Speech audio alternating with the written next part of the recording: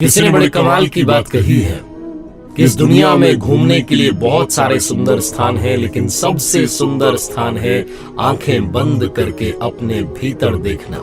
Hello दोस्तों, मैं पवन शाह के आप सभी लोगों का स्वागत करता हूँ। एक बहुत ही छोटी सी कहानी एक बड़े अमीर बिजनेसमैन की, जिसने बहुत सारा पैसा कमा लिया था, लेकिन अब उसे समझ नहीं आ रहा था कि असली शांति मिलेगी कहाँ। जब जीवन में आप सब कुछ अचीव कर लेते हैं तो अंदर से एक खालीपन लगने लगता है।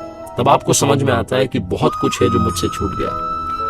उस अमीर आदमी को बेचैनी रहती थी। उसे किसी ने बताया कि एक महाराज हैं, शहर के बाहर एक आश्रम है, वो बहुत सारी सिद्धियां जानते हैं, तुम्हारी समस्या का समाधान बताएंगे। अमीर आदमी पहुंच गया आश्रम में। कुछ दिन तक तो उसे उन गुरु महाराज के दर्शन ही नहीं मिले। तो किसी ने उन्हें बताया कि आपको थोड़ा तपस्या करना होगा, थोड़ा सा आपको आश्रम के जो नियम है उनको फॉलो करना होगा। आप अपने हिसाब से उठते हैं, सोते हैं, जागते हैं। तो 2-3 दिन और उसने उस आश्रम के नियमों में खुद को ढाला और फाइनली उसे दर्शन करने का, सवाल पूछने का मौका मिला। तो उस आश्रम के गुरुजी थे, उनसे उसने पूछा कि मुझे मन की शांति कहाँ मिलेगी, मैंने बहुत सारा पैसा कमा लिया लेकिन अंदर से शांत नहीं हूं। तो गुरुजी ने कहा कि बस आपको एक काम करना है, मुझे चुपचाप देखते रहना और कुछ नहीं करना। तो सेठ ने, वो जो बड़ा बिजनेसमैन था, उसने कहा ठीक है। पहला दिन उस परीक्षा का, या जो गुरुजी ने कहा था उस काम का शुरू हुआ। वो गुरु महाराज जो थे उस आश्रम के बीच में कुटिया में रहते थे। उस अमीर बिजनेसमैन से कहा कि आप बाहर बैठ जाइए। गर्मी के दिन थे, दोपहरी थी, तेज धूप थी। वो धूप में बैठा रहा और वो गुरुजी अंदर जाकर के कुटिया में आराम करने लगे। पूरा दिन बीत गया।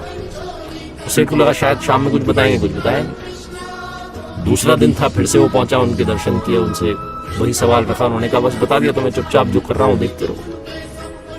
आज उस अमीर बिजनेसमैन को छाया में बैठने का मौका तो दिया, लेकिन उसे खाने के लिए कुछ नहीं दिया। और उसके ठीक सामने ही वो गुरु महाराज जो थे, वो बढ़िया पकवान खाते रहे, थाल आते रहे, नाश्ता चलता रहा, फिर भोजन होता रहा, कुछ ना कुछ खाते रहे, लेकिन उसे खाने के लिए कुछ नहीं दिया। शाम हो गई। उस अमीर बिजनेसमैन का दिमाग ठंडा, पता नहीं क्या करवा रहा है। तीसरा दिन आया, अब की बार उसे खाने के लिए भी दिया, उसे छाया में बैठाया, उसे कहा देखते रहो।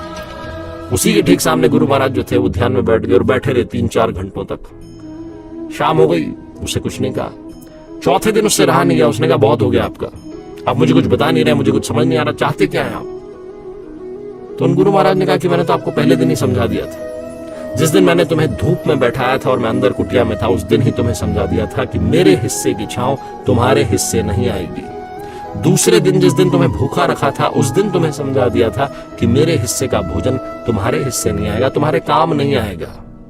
तीसरे दिन तुम्हें समझाया कि मेरे हिस्से का ध्यान, मेरे हिस्से का योग तुम्हारे काम नहीं आएगा, कोशिश तो तुम्हें ही करनी होगी।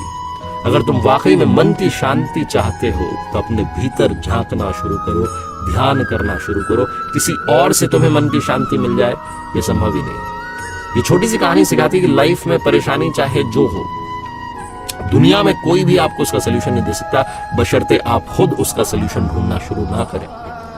अगर आप जीवन में मन की शांति चाहते हैं, अगर आप जीवन में कुछ पाना चाहते हैं, तो प्रयास आपको करना होगा, कोशिश आपको करनी होगी, अपने अंदर झांकना होगा, अपने आप को ईमानदारी से एनालाइज करना होगा और समझना होगा, जानना होगा कि कमियां कहाँ हैं। उन कमियों पर काम करना होगा।